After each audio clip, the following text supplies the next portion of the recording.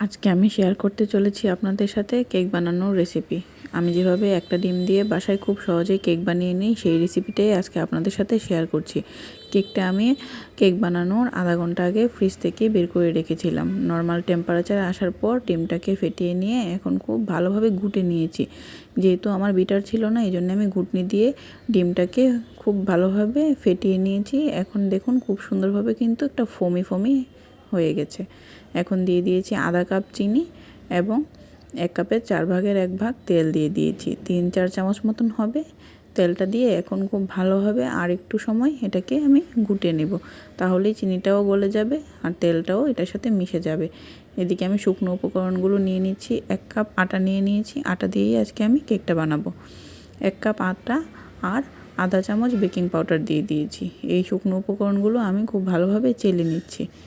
এখন আমি ডিমের মিশ্রণটা এটার মধ্যে দিয়ে দিলাম। খুব ভালোভাবে এখন মিশিয়ে নেব। খুব আস্তে আস্তে মেশাতে হবে। ভিডিওতে দেখা যাচ্ছে আমি খুব স্পিডে করেছি, কিন্তু না, আমি কিন্তু খুব আস্তে আস্তে মিশিয়ে নিয়েছিলাম, তা না হলে ডিমের ফোমটা নষ্ট হয়ে যাবে।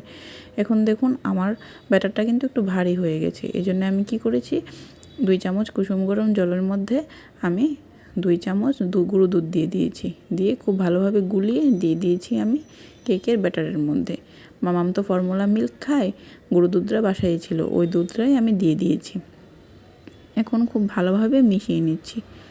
আর এখন একটু লেবুর রস দিয়ে দিচ্ছি যাতে ডিমের কাঁচা গন্ধটা না করে, না হলে ডিমের একটা বিশ্রী গন্ধ আসবে। ভ্যানিলা এসেন্স বাসায় ছিল না, এই জন্যে আমি লেবুর রসটা দিয়েছি। আর এই কেক মোল্ডের মধ্যে আমি কেকটা বসাবো, এই জন্যে আমি প্রথমে একটু তেল দিয়ে দিয়েছি আর এদিকে আমি আটা ছিটিয়ে নিচ্ছি যাতে কেকটা নিচে না লেগে যায়। এই জন্যে আমি এটা ছিটিয়ে নিয়েছি। আর এখন একটা কাগজের টুকরো দিয়ে দিলাম, তাতে কেকটা পুড়বে না। এই যে আমি এখন ব্যাটারটাকে খুব উপর থেকে ঢেলে দিচ্ছি। তাতে কি হবে, যদি এই ব্যাটারের মধ্যে কোনো প্রকারের বাতাস থেকে থাকে তাহলে সেটা বেরিয়ে যাবে। খুব সুন্দরভাবে আমি ব্যাটারটা ঢেলে নিয়েছি। এখন বাড়িটাকে কয়েকবার ট্যাপ ট্যাপ করে নেব যাতে ভেতরে বাতাস থাকলে সেটা বের হয়ে যায়। এদিকে আমি একটা গামলা বসিয়ে দিয়েছিলাম চুলার মধ্যে, সেটা আমি 10 মিনিট গরম করে নিয়েছি।